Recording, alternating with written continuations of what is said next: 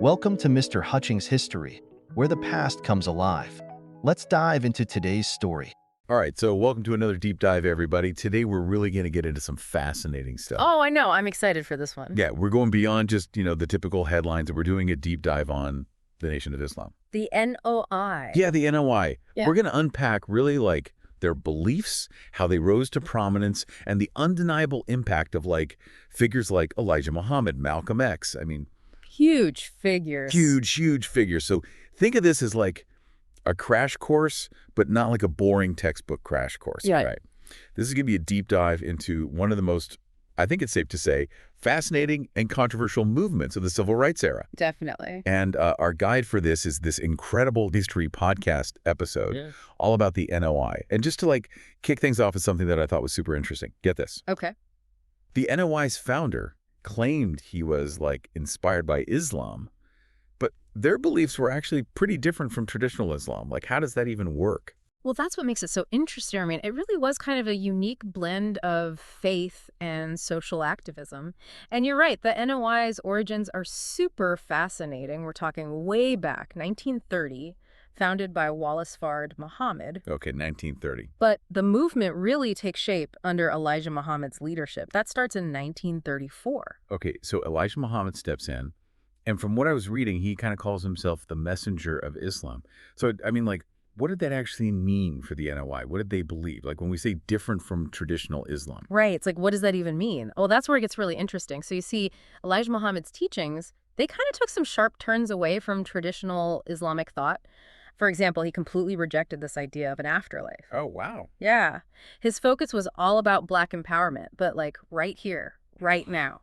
And to explain this historical oppression of Black people, he introduced this captivating, almost like a mythical figure, Yaqub. Yaqub. That's not a name you hear every day? No, not at all. And so in NOI teachings, Yaqub was this evil scientist who actually created the white race. Now, from a historical and scientific standpoint, obviously this isn't accurate. Right. But, and this is key, the story of Yaqub resonated so deeply with many Black Americans at the time. Oh, I can see how, yeah. Yeah, because it gave them an explanation, almost like a cosmic reasoning for the injustices they faced. It gave them a powerful narrative of Black oppression and eventual, triumph. It's almost like a parable, creating a whole new way to frame their reality. Yeah. So instead of waiting for justice in some afterlife, the NOI was all about taking action now. Exactly. And their vision for that action was rooted in a few main things. You have Black pride, economic independence, and perhaps most controversially, separation from white society. Which is interesting because this was a pretty radical departure from the integrationist goals of, the mainstream civil rights movement led by figures like Martin Luther King Jr. Totally. And it's easy to look back now and say, well, of course, integration was the way to go.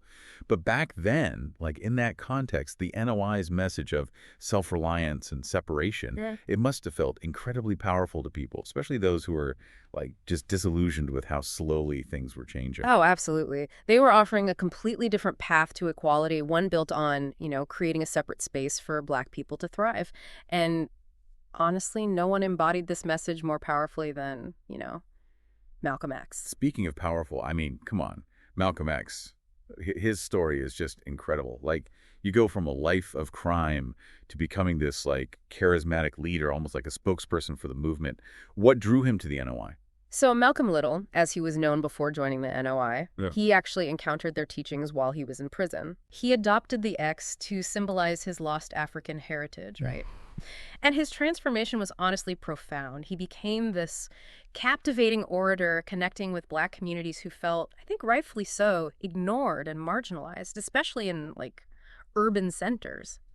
And his message was really one of self-respect.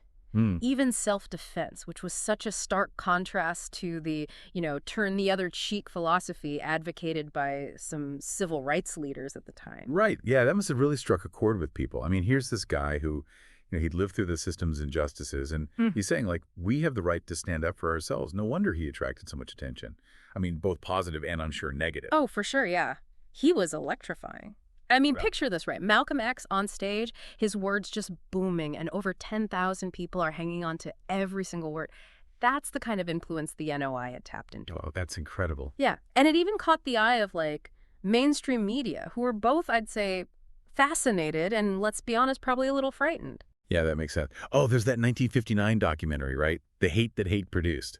Wasn't that kind of a turning point for how the public saw the NOI? It definitely put them on the map, but it also, like, sparked a lot of controversy. Uh-huh. Some saw the NOI as this powerful voice for Black empowerment, while others, they were kind of deeply disturbed by their rhetoric and separatist views. Yeah, so we've got this movement. They're gaining traction, shaking things up, offering this kind of alternative vision for Black empowerment. But I'm guessing, and this is where it probably gets even more complex, Yeah. the sources mention that historians kind of have very different views on how the NOI's role should be interpreted. Right. And it's so fascinating because you have, different historians who have really analyzed the NOI's impact. So, for example, you have Black nationalist historians, and they kind of view the NOI as this crucial foundation for the later Black Power movement. They point to the NOI's emphasis on self-determination, Black pride, as like the building blocks for a more radical approach to, fighting for equality. It's like they were setting the stage, almost. Exactly, yeah. And then, on the other hand, you have social historians who kind of highlight how the NOI's appeal wasn't just about ideology. Right. It was deeply rooted in the realities of poverty and urban neglect that so many Black Americans were facing. So they argue that the NOI offered more than just like spiritual guidance. They were providing practical support through, businesses, community programs, addressing the very real, tangible needs of these communities. So they were putting their money where their mouth was, not just talking. Exactly. Right. And then you have the perspective of religious historians, and they kind of focus on how the NOI actually shaped a very distinct African-American Muslim identity. Interesting. They argue that the NOI kind of blended elements of Islam with their own unique beliefs and practices, and that created something completely new, a faith that really resonated with this specific group of people. It's like they weren't just adopting Islam, they were adapting it. Exactly. And then lastly, you have the political historians who kind of present a more critical view. They argue that the NOI's separatist philosophy, while empowering in some ways, ultimately limited their broader political impact. Yeah. Because they rejected engagement with, like, mainstream politics. Oh, I see. And so they argue the NOI may have missed opportunities for, like, lasting policy change. Yeah. So we've got this really fascinating, multifaceted picture emerging here. This movement that was both empowering and controversial, inspiring and divisive. And at the heart of it all is Malcolm X, a figure whose journey within the NOI did this pretty incredible turn. A turn that would eventually lead to his departure and really have a profound impact on the NOI's future. Well, that sounds like a story for part 2. We'll be right back to explore, like, what happens next? The events that led to Malcolm X's split from the NOI.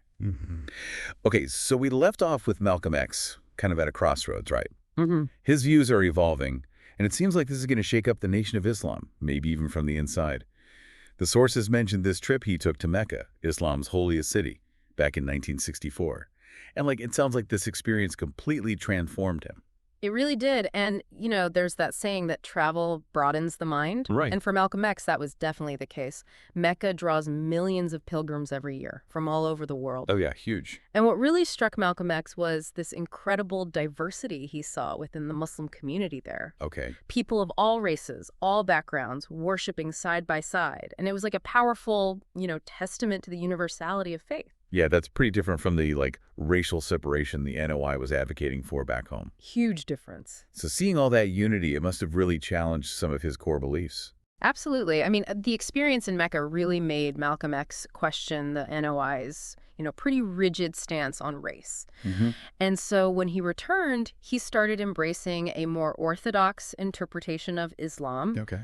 Specifically Sunni Islam, which stresses things like brotherhood and the possibility of, cross-racial alliances. Right.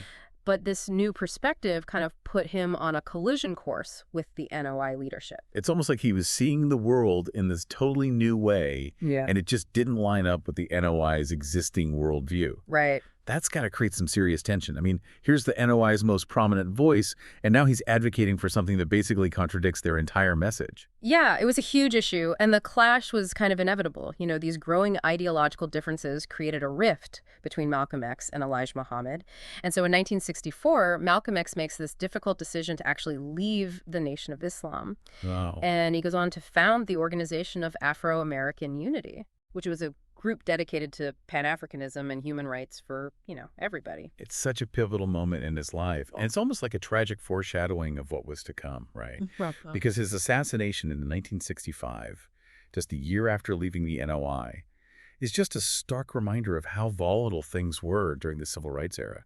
It seems like his evolving views, his willingness to challenge the status quo, it made him both a target and, in many ways, a martyr. Yeah, Malcolm X's death was a profound loss for sure, Yeah. but you can't deny his legacy. He dared to question things, to evolve, to embrace this broader vision of humanity. And I think his story is just a powerful reminder that personal transformation can happen even when there's immense pressure and opposition. Absolutely. It's like a reminder that growth often comes from stepping outside our comfort zones, even if it means like challenging those deeply held beliefs we have. So let's shift gears a little bit. We've talked about the NOI's rise, their beliefs, Malcolm X's departure. What happened to the movement itself after Elijah Muhammad died in 1975? That's a great question, and it's actually a turning point for the Nation of Islam. His death led to this period of transition and ultimately, fragmentation. Okay. So his son, Warith Din Muhammad, he takes over. Okay.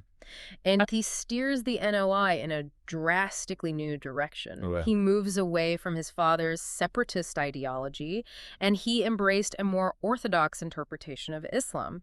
So his focus shifts towards things like, racial inclusivity and integration. He even renames the organization to the American Muslim Mission. Wow. That's a big shift. So it sounds like under Warith Din Muhammad, they basically abandoned the original principles and became more aligned with like mainstream Islam. Yeah, pretty much. But, I mean, did everyone within the NOI embrace this change? Because it seems like such a huge departure from what they'd always stood for. And that's what makes it so fascinating, right? Because while many did follow Warith Din Muhammad's lead, there was a pretty significant group that resisted this whole transformation. Okay. They wanted to preserve Elijah Muhammad's original teachings, particularly the focus on, Black empowerment and separation. And this group was led by Louis Farrakhan. Louis Farrakhan, that's a name that's, still very much in the public eye today. Yeah. So basically the NOI splits into two branches, one embracing a more traditional inclusive Islam and the other holding on to the separatist message of Elijah Muhammad. Exactly. It seems like this split really speaks to those inherent tensions that existed within the movement all along. Absolutely. I mean, the Nation of Islam's history is full of contradictions, and this split is a perfect example. It highlights the internal struggles over ideology and just the diverse perspectives within the movement itself. So I guess the question now is, where does that leave the Nation of Islam today? What's their legacy after all this? Well, even with all these internal divisions, their legacy is still complex, multifaceted. They continue to advocate for Black empowerment and self-reliance. They operate businesses, schools, community programs. But their separatist views and rhetoric still draw criticism, even as they inspire many through their emphasis on, Black pride and social justice. Their story is really a testament to just how dynamic movements can be, right? They evolve, they adapt, sometimes they fracture, and it reflects the diverse perspectives and experiences of their members. It's a reminder that history isn't always so black and white. Exactly. It's full of these nuances and complexities, and I think we need to explore them if we really want to understand the NOI's impact. Man, what a journey this deep dive has been. I know, right? From the founding of the NOI to like its evolution over time and the impact of figures like Malcolm X. It's obvious that this movement sparked debate, and those debates are still going on today. I mean, we covered everything from Yaqub to Mecca to like government surveillance and everything in between. It's amazing how much ground we've covered in this one episode. But it really shows why these deep dives are so important, The NOI's history forces us to think critically about race and identity and, honestly, all the different ways people thought about how to get social justice. It's not about finding easy answers. It's about really grappling with how complex history can be. For sure. I mean, we've seen how the NOI's message really resonated with Black Americans. They offered this sense of pride, a sense of empowerment, especially in a time when there was so much racial discrimination. But on the other hand, we've also seen the controversies, the separatist views that drew so much criticism, and the internal divisions that eventually, split the movement into different factions. It's a lot to think about. Yeah, and that's like the key takeaway here. History is rarely black and white. Movements like the NOI are complex, they're nuanced, and they reflect all the different views and experiences of the people in them. And I think what's interesting is that their legacies go way beyond their original intentions. They spark all these conversations and inspire change in ways that, honestly, no one could have predicted. That's a really good point for everyone listening to remember. To really understand a movement like this, you have to go beyond those simple labels and really dig into the historical context. Look at the individual stories, figure out what their impact on society has been over time. I agree completely. It's all about accepting that complexity and having real, thoughtful conversations, even if the topic is challenging or even uncomfortable. I mean, that's how we learn and how we grow. Yeah, for sure. So as we wrap up this episode, I'm kind of left with this one question. Knowing what we now know about the NOI, its history, how it's changed over time, and its role in the fight for racial equality, how do you think their message would be received today? I mean, would it be different? The same? Would it be even stronger now? It's definitely something to think about, especially as we're still dealing with issues of race and identity and social justice, even in the 21st century. It's a great question and something for everyone listening to think about. And always remember, there's so much more to explore out there. Keep asking those questions, keep learning, keep digging deeper. That's all we've got for this deep dive. We hope you enjoyed this look into the Nation of Islam. It was definitely fascinating, and I know I learned a lot. Catch you all on the next deep dive. Until then, keep those brains buzzing. Thanks for listening to Mr. Hutchings History. Keep exploring, and we'll see you next time.